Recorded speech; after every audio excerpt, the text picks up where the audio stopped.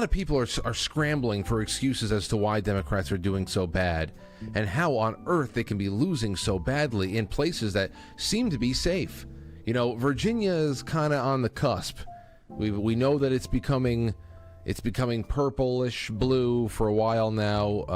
Washington, D.C. has a lot to do with that.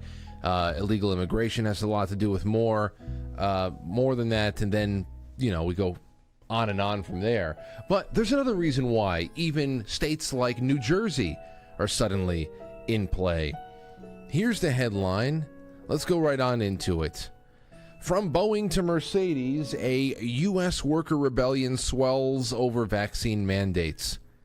In Wichita, Kansas, nearly half of roughly 10,000 employees at aircraft companies Textron Incorporated, Spirit Aerosystems remain unvaccinated against COVID-19, risking their jobs in defiance of a federal mandate, according to a union official. We're going to lose a lot of employees over this, said Cornell Adams, head of the local machinists union district. Many workers did not object to the vaccines as such, he said, but were staunchly opposed to what they see as government meddling in personal health decisions. The union district has hired a Texas-based lawyer to assist employees and prepare potential lawsuits against the companies should requests for medical or religious exemptions to vaccination be denied. A lifelong Democrat, Adams said he would no longer vote for the party. They'll never get another vote from me, and I'm telling the workers here the same thing. Some of the unions around here are not doing that. The clock is ticking for companies that want to continue gaining federal contracts under an executive order by Democrat President Joe Biden, which requires all contractor employees to be fully vaccinated against COVID-19 by December 8th. Stop doing business with the federal government. Get your lives back. The federal government has no business to give.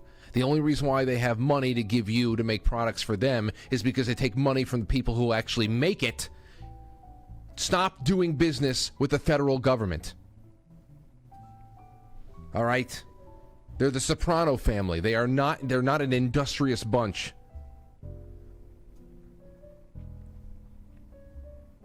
With a 3-week gap between shots of Pfizer and biotech vaccine, workers must get the first jab by Wednesday. So that might be a little the reason why the New York Post reports this today.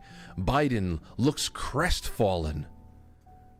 He looks crestfallen after Youngkin's crushing Virginia victory. Now, I went on to say and remind everybody, this is just what the normal look of malaise on this dementia brain looks like no matter what. He looks crestfallen. It was devastating for his party. Yes, it was, but it's not surprising. It shouldn't be surprising. Oh, what have we done? How are we going to recover from this? Oh, I know. Keep putting tens of thousands of people out of jobs and blame them for it. Talk about victim blaming.